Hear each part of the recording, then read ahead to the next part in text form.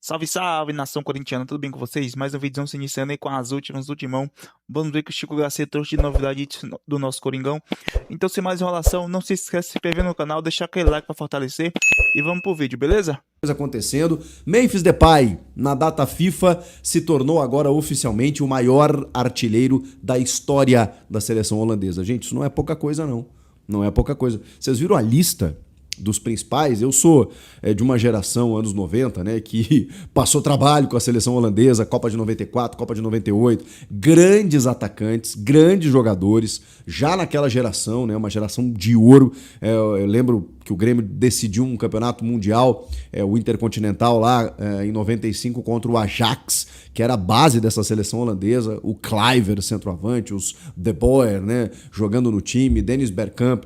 O Bergkamp não estava no Ajax nessa época, mas estava na seleção da Holanda, mais ali na Copa de 98. Mas olha só, gente, o Memphis Depay passou agora recentemente, né? O Van Persie, que era o primeiro, virou o segundo, ele chegou à marca de 104 jogos e 52 gols. 52 gols com a seleção da Holanda. O Van Persie tem 50, né? Então ele já passou em 2 gols o Van Persie. O Huntelaar, 42 gols lá atrás, é o terceiro. E aí você tem, cara, nessa lista, como eu falei, o Kluivert, o Bergkamp, o Robben. Pô, o Robben é da nossa geração, né? Agora eu me senti novo, né? Geração 2010 pra cá, o Robben, cara. O Robben tem só 37 gols. O Memphis tem 52. Van Nistelrooy, Johan Cruyff. Tudo bem, não era um atacante propriamente dito, né? O Cruyff jogava em todas as posições, mas o Cruyff era um jogador lendário da Orange, né? E tem apenas 33 gols marcados e 48 partidas. O Memphis tem mais de 100 jogos e 52 gols. Cara, é a média, né? Um gol a cada 2 jogos. 104 jogos, 52 gols. Enfim, o cara joga no Brasil, joga no Corinthians, acho que não tem como a gente minimizar isso. É muito significativo. Maior artilheiro da história da seleção da Holanda. E isso eu acho que vai dar um gás até pro Memphis, que quando voltou de lesão, daquela lesão muscular, jogou o derby e jogou um pouco amarrado, assim, sabe? Não estava ainda na plenitude da sua forma física. E esses caras, né? Quando vão para suas seleções, né, o Memphis tinha muito esse objetivo, né, de ser o principal artilheiro, de voltar a ser convocado. Ele vem para o Brasil, ele não estava sendo chamado naquele momento. E aí o Ronald Koeman lá veio ver alguns jogos, percebeu que ele estava desempenhando aqui e voltou a convocá-lo. Então o Corinthians ajudou nesse processo também do Memphis Depay voltar para a seleção e ter esses números que tem e vai disputar mais uma Copa do Mundo com a seleção da Holanda no ano que vem, jogando no Brasil, jogando no Corinthians. Olha que fato interessante, né? Dá pra gente colocar dessa forma. Vamos lá, porque o lateral Jacaré, o João Vitor Jacaré, 18 anos, renovou seu contrato. Depois do que aconteceu, né, com o Cauê Furquim lá, que o Bahia veio aqui, pagou a multa, levou, o Corinthians começou a tomar algumas precauções. E o Jacaré, talvez até por isso, não estava nem recebendo tanta oportunidade, né? Tanto que o Dorival estava usando Félix Torres, Charles, Kaká, vários jogadores ali na posição para substituir o Mateuzinho eventualmente. Agora não. Agora o Mateuzinho tem um substituto imediato. O João Vitor Jacaré vem treinando com os titulares, vem treinando, ou pelo menos com o grupo, né, dos profissionais.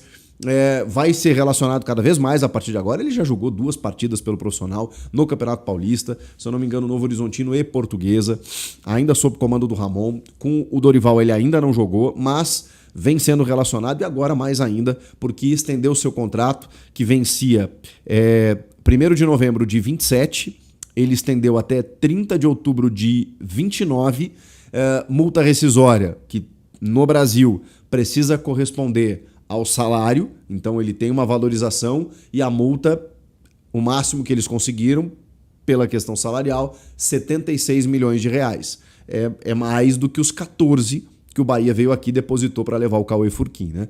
É uma proteção, mas não tão grande assim, né? 76 milhões de reais, claro, pô, a gente está falando aí de um valor considerável. Agora, é um valor que Palmeiras e Flamengo podem pagar, né? Então é sempre bom tomar esse cuidado para daqui a pouco, né, você não perder um jogador para o mercado interno, como aconteceu com o Cauê Furquim. E para fora, 100 milhões de euros, né? Porque para fora você põe o valor que você quiser. Então, assim, teve renovação, ele vai ser usado mais a partir de agora e será o substituto imediato do lateral Mateuzinho, o João Vitor Jacaré. Para fechar esse vídeo, o Rodrigo Garro deu uma entrevista para o Bola da Vez, para o Resenha. Olha, eu estava na cabeça com o Bola da Vez, porque é o programa, né, de entrevistas assim, né, que normalmente a galera vai lá, conta a vida e tudo mais, mas ele participou do Resenha, vejam só, né?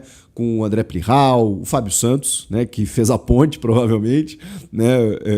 Mesmo que por pouco tempo eles tiveram um mínimo convívio ali, né? O Garro chegando, o Fábio Santos saindo do Corinthians, e o Fábio Luciano também.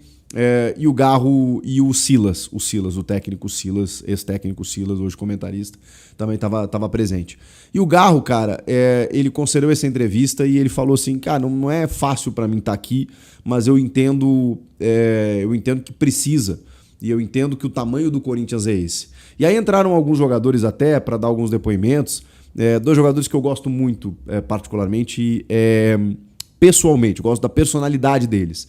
O André Ramalho e o Ranieri. O Ranieri, cara, eu tive a oportunidade de conviver com ele por algumas horas quando entrevistei ele no podcast que eu tenho com o Denilson. É um cara assim, cara, ele às vezes nem parece entendam o que eu vou dizer, ele nem parece jogador, assim, né? Porque ele é muito simples, muito simples. Eu não estou dizendo que todos eles são distantes e tal, mas o jogador ele tem uma condição diferente, mesmo com a gente que é jornalista e tal, a gente, né, entende o espaço do jogador e tal. O Ranieri, cara, ele gosta de games e ele fala de tudo, cara. Ele é um cara muito, assim, aberto e tem uma história de vida também muito maluca, assim. E ele falou sobre o Garro, sobre o dia a dia, o quanto ele exerce essa liderança, né, no dia a dia, o quanto eles são importantes. Eles chegaram juntos, inclusive, e aí o Garro até demorou para estrear, né, por conta daquela questão burocrática, jurídica lá do Tajeres, que ainda está dando pano para manga, mas enfim. E o André Ramalho falou que o Garro ele tem uma importância pela liderança que ele exerce, que o Garro ele precisa que tudo esteja em paz. Então, quando tem algum conflito, quando tem alguma polêmica, quando tem alguma bronca, o Garro é o cara que tenta colocar tudo numa boa. Isso, cara, se verifica muito até de forma externa, quando a gente viu naquele episódio, né, da camisa 10 e tal, ele mesmo não aceitando naquele momento, né, mesmo não querendo e tal, perder a 10 naquele instante, não por conta do Memphis, mas enfim, porque a 10 era importante para ele. Ele pensou no clube acima de tudo, ele, sabe, colocou panos quentes, seguiu a vida dele. E o Plihal até pergunta, né? Ele já tá mais confortável? E ele sim, ele entende, pelo menos ele respondeu que sim, né? De que a 8, a maneira como o clube tratou a transferência, né? Ele recebendo a 8 do filho Gustavo Vieira, o filho do Sócrates, ele entendendo a importância da camisa 8 para o clube. De que hoje tá super adaptado aí com a camisa 8. Falou sobre várias questões, né, sobre o joelho dele, que o fato dele ter jogado ano passado no sacrifício 67 partidas. Ele falou, cara, eu nunca joguei isso na minha vida. Joguei 67 partidas, é óbvio, né, que isso agravou a minha condição. Fez tratamento na Espanha, departamento médico do clube, que ele agradeceu, inclusive, né, mas ele tá jogando, né? Tá tentando, tá se esforçando, ainda tem uma coisinha ali, mas ele tá superando dia após dia para poder entregar, e que muitas vezes quando ele não consegue, ele sente que é acúmulo de jogos, ele sente que são as dores que vêm e tal, mas enfim, ele entende a importância dele pro time e ele sabe que ele precisa estar presente e, cara, e que o futebol brasileiro tem essas questões, né? Tem muito jogo de 3 em 3 dias e não tem muito o que fazer, né? E se declarou, né, cara? Se declarou pro Corinthians, a forma como ele se integrou com o clube, com a torcida. E aí tem um relato dele, né, sobre a postagem do Tudo Vai Dar Certo, que foi no ano passado, quando ele fez aquela postagem. Isso virou um mantra da torcida. E foi muito legal, porque ele não é de usar rede social, ele não é um cara, digamos assim, midiático, né? E ele achou que aquilo fosse necessário até para comunicar para os funcionários do clube. Olha onde ele foi, cara. Porque eles perderam... Ele falou, cara, da noite pro dia a gente perdeu patrocínio de camisa, né, ninguém sabia o que ia acontecer, sabe? O presidente na Berlinda, ele não falou isso, né? Mas eu tô dizendo. Eram muitas notícias ao mesmo tempo, os caras não sabiam. Ah, o goleiro vai embora. Os goleiros, né? O Cássio e o Carlos Miguel não sabiam. Sabe? Muita coisa aconteceu ao mesmo tempo ano passado. E muitos funcionários do clube, com essa instabilidade, cara, estavam meio à deriva, assim.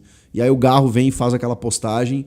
E o torcedor acreditou nisso, né, cara? Tudo vai dar certo. E não é que deu, porque o Garro foi o melhor meia do Brasil. O Corinthians emendou 9 vitórias seguidas, saiu da zona do rebaixamento, foi para a Libertadores, terminou o ano de forma mais do que digna, né? Brilhante. Então, assim, como eu já disse outras vezes, cuidem desse cara. Rodrigo Garro, ele é especial, cara. Ele é especial aqui, ó.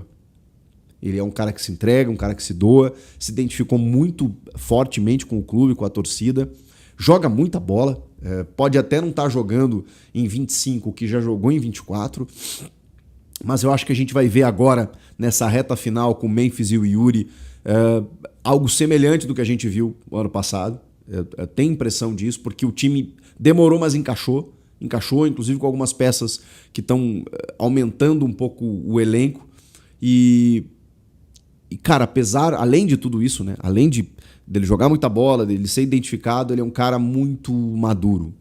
Passou um perrengue, assim, um drama na vida pessoal, porque não é fácil, claro que, né, a gente está falando de uma tragédia, enfim, né, de um outro ser humano, mas para quem vivencia isso desse lado também, da maneira como aconteceu, não é fácil, não deve ter sido fácil para ele também passar por cima de tudo isso. Então, assim, um cara que ele tem uma outra maturidade, assim, ele tem um outro discernimento das coisas. Cuidem de Rodrigo Garro. Esse menino é muito especial e ainda vai dar muitas alegrias pro torcedor do Corinthians, tenho certeza. E aí, rapaziada, comenta aqui, agora é com você. E inscreva-se no canal, é só o que eu peço para você. Obrigado por estar junto comigo e até a próxima. Valeu, tchau, tchau.